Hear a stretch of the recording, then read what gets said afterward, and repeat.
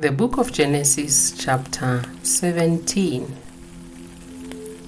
When Abram was 99 years old, the Lord appeared to him and said, I am God Almighty. Walk before me faithfully and be blameless. Then I will make my covenant between me and you and will greatly increase your numbers. Abram fell face down, and God said to him, As for me, this is my covenant with you. You will be the father of many nations. No longer will you be called Abram. Your name will be Abraham, for I have made you a father of many nations. I will make you very fruitful. I will make nations of you, and kings will come from you. I will establish my covenant as an everlasting covenant between me and you and your descendants after you for the generations to come, to be your God and the God of your descendants after you.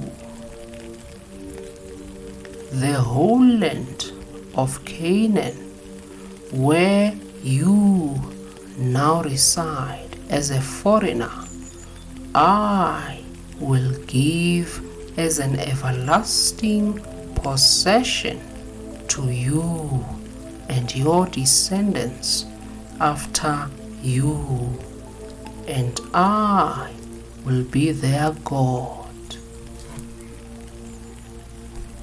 Then God said to Abraham, As for you, you must keep my covenant, you and your descendants after you for the generations to come. This is my covenant with you and your descendants after you, the covenant you are to keep. Every male among you shall be circumcised. You are to undergo circumcision, and it will be the sign of the covenant between me and you.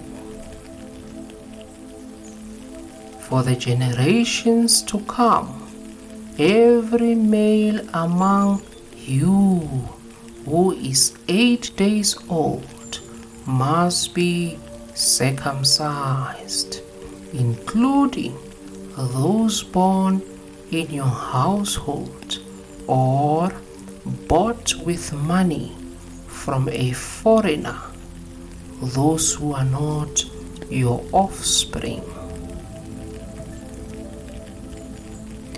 Whether born in your household or bought with your money, they must be circumcised.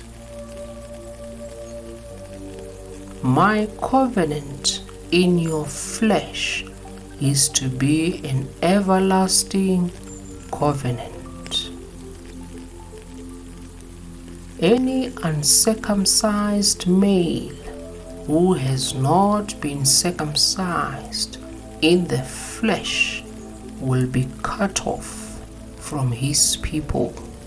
He has broken my covenant. God also said to Abraham,